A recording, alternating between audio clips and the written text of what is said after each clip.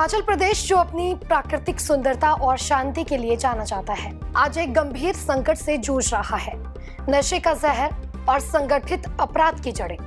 लेकिन अब इस खतरे से निपटने के लिए सरकार ने कमर कस ली है। 26 मार्च यानी कि बीते कल विधानसभा में मुख्यमंत्री सुखविंदर सिंह सुक्खू ने हिमाचल प्रदेश संगठित अपराध निवारण एवं नियंत्रण विधेयक पेश किया। ये विधेयक न सिर्फ ड्रग माफिया को कुचलने का दावा करता है, बल्कि अवैध खनन, मानव तस्करी और अन्य संगठित अपराधों पर भी लगाम लगाने की तैयारी है। सवाल ये है कि क्या ये कानून हिमाचल के युवाओं को नशे की गिरफ्त से बचा पाएगा और क्या होंगे इसके असर? क्या है इस विधेयक में खास और कैसे बदलेगा ये राज्य का भविष्य? चलिए ले चलते हैं आपको इसी खबर की गहराई में।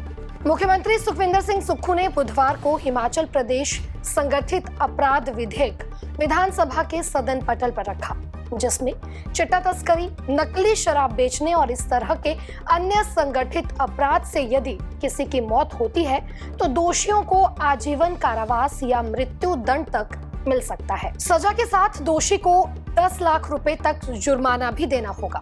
नशे से कमाई गई संपत्ति को कुर्क करने का भी प्रावधान है। विधेयक के अनुसार जो कोई संगठित अपराध के लिए उकसाता है, कोशिश करता है, षड्यंत्र रचता है, जानबूझकर उसे अंजाम देने में मदद करता है या संगठित अपराध की तैयारी के लिए किसी अन्य कार्य में संलग्न होता है, उसे कम से कम 1 वर्ष के कारावास से दंडित किया जाएगा। सजा आजीवन कारावास तक भी बढ़ाई जा सकती है। इसमें 5 लाख तक के जुर्माने का भी प्रावधान रहेगा। वहीं अगर कोई व्यक्ति संगठित अपराध गिरोह का सदस्य है, उसे कम से कम 1 साल और अधिकतम आजीवन कारावास की सजा का प्रावधान किया गया है। जो कोई जानबूझकर किसी ऐसे व्यक्ति को शरण देगा या छिपाएगा जिसने संगठित अपराध किया है, उसे कम से कम 6 महीने के कारावास का प्रावधान किया गया है।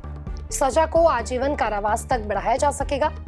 20,000 रुपए से लेकर 5 लाख तक जुर्माना लगेगा। मगर ये उपधारा ऐसे किसी मामले में लागू नहीं होगी जिसमें अपराधी के पति या पत्नी की ओर से शरण दी गई हो या छिपाया गया हो। वहीं जो संगठित अपराध के कमीशन से प्राप्त किसी संपत्ति पर कब्जा करता है, उसे 1 वर्ष से कम अवधि के कारावास से दंडित किया जाएगा। इसे आजीवन कारावास तक बढ़ाया जा सकता है। उसे 2 लाख रुपए तक जुर्माना लगाया जा सकेगा।